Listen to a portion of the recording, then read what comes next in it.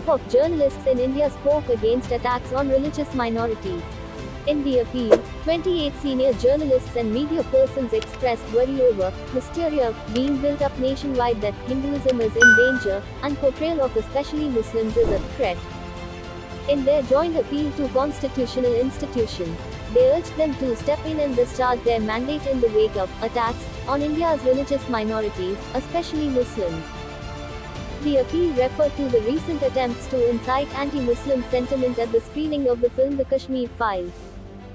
The controversy over the hijab in Karnataka, targeting of Muslim women on social media platforms including the Bully Bai app and other incidents, and called for intervention of the President, judges of the Supreme Court and various high courts, the Election Commission of India and other constitutionally provisioned and statutory bodies.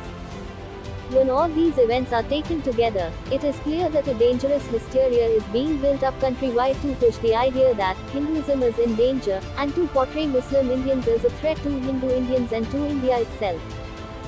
Only prompt and effective action by our constitutional, statutory, and democratic institutions can challenge, contain, and stop this disturbing trend. As journalists and media persons from all over India, we make this appeal to all Indian institutions to step in and uphold their constitutional mandate in the wake of open calls from various quarters for attacks on India's religious minorities, especially Muslims, the appeal said.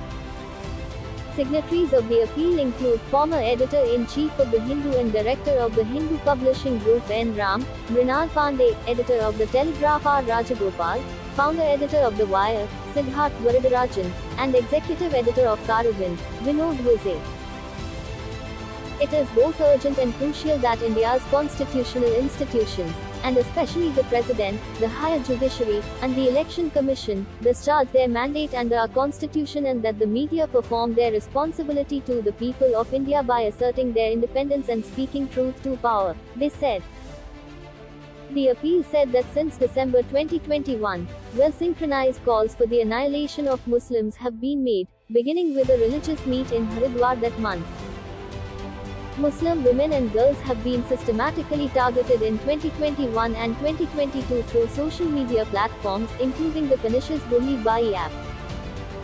The ugly controversy over the hijab in Karnataka has resulted in Muslim women in different parts of India being harassed and humiliated. During the election campaign of February and March 2022, we saw the repeated appeal to divisive hatred and the stigmatizing of Muslims and other minorities, with star campaigners from the ruling party unashamedly breaking the law to seek votes in the name of religion, it said. The journalists alleged that the Election Commission, which is statutorily bound to ensure that such practices will not corrode the integrity of elections, has not shown the required autonomy and independence from the political executive to act. They also expressed how the Kashmir Files was being used to exploit the suffering and tragedy of the Kashmiri Pandits by using their plight as a pretext for the promotion of hatred against Muslims, has seen orchestrated attempts inside and outside movie halls to incite anti-Muslim sentiment. Attempts have been made from the highest levels of government to stifle fully justified criticism of the film and of the violent reaction it is generating by claiming there is a conspiracy afoot to discredit it, the appeal said. It asserted that the concerted amplification of hatred has been growing over the past years and months, as has the attendant advocacy of violence. The senior journalists also wrote, these calls for violence, which have been widely reported in the media, have been met with a cold and calculated silence from the country's top leaders. Months before, we saw systematic hate being propagated against Muslims under the pretext of COVID-19, including calls by legislators for their socio-economic boycott. Disturbingly, the term Corona Jihad was fabricated and amplified by sections of the media establishment, the appeal said.